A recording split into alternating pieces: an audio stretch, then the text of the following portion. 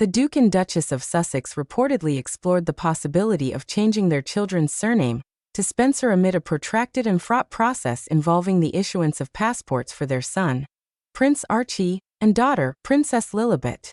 According to multiple sources, including The Guardian, the couple faced nearly 6 months of delays and bureaucratic hurdles, which they believed were linked to the inclusion of their children's royal titles, HRH, His Her Royal Highness, and the surname Sussex, in their passport applications.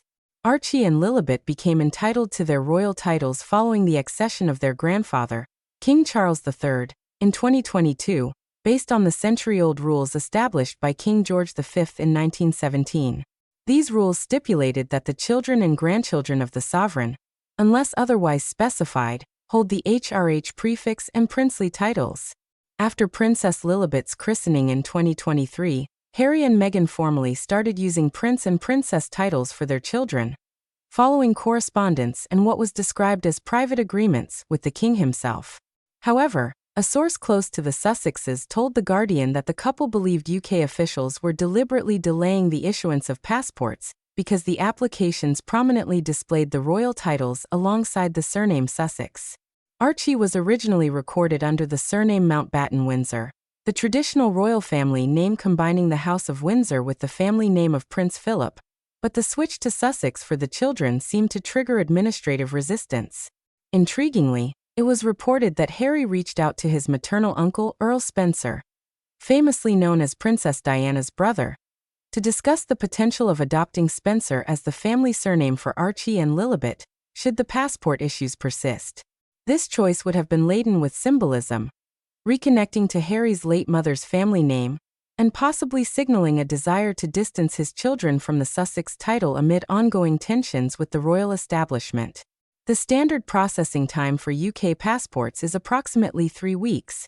However, Harry and Meghan faced delays reportedly extending to 3 months, attributed officially to technical issues.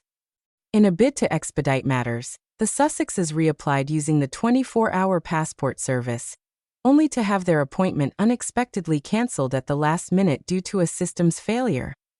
The children's passports were eventually issued only after the couple's legal team sent a letter threatening a data subject access request under the UK's Data Protection Act, a move that could have exposed internal deliberations and correspondence regarding the delay.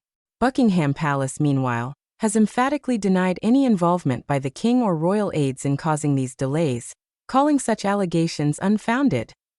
A spokesperson stated that passport issuance is a matter handled by the Home Office and Her Majesty's Passport Office, independent of palace intervention. Still, the incident added fuel to an ongoing narrative around the strained relationship between the Sussexes and the core royal institution. This passport saga comes amidst a wider context of escalating tensions and public disputes between Harry and Meghan and the British royal family. It echoes previous controversies over the use of royal titles by the Sussexes, including the widely publicized debate about whether their children should be styled as prince and princess at all, a discussion that has divided opinion both within royal circles and among the public. Adding complexity to the situation is the fact that the couple now live in the United States and have stepped back from official royal duties since early 2020, raising questions about the privileges and responsibilities associated with their continued use of royal titles. The royal protocol typically reserves official use of HRH and princely titles for working members of the family actively carrying out royal duties. Many constitutional experts argue that by stepping away, Harry and Meghan effectively relinquished the right for their children to be styled as such in a formal capacity. The legal and diplomatic implications of the surname and title issues are significant.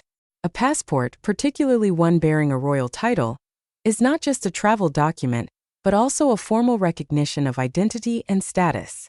Delays in issuance and administrative pushback suggest a delicate balancing act between acknowledging the Sussex children's royal heritage and reinforcing the limits imposed by their parents' choices.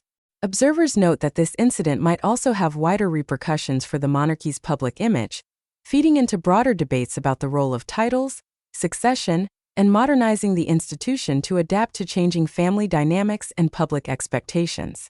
The Sussexes' struggles with official recognition seem to epitomize the challenges faced by royals who opt for independence, yet remain entwined with the symbolism and protocols of the monarchy. As of mid-2025, both Archie and Lilibet continue to be prominently featured in Sussex family communications, but the question of their official titles and names remains a sensitive issue. The fallout from the passport delays and rumored consideration of the Spencer surname highlights how personal identity and royal tradition remain deeply intertwined and contested in the ongoing saga of the Duke and Duchess of Sussex.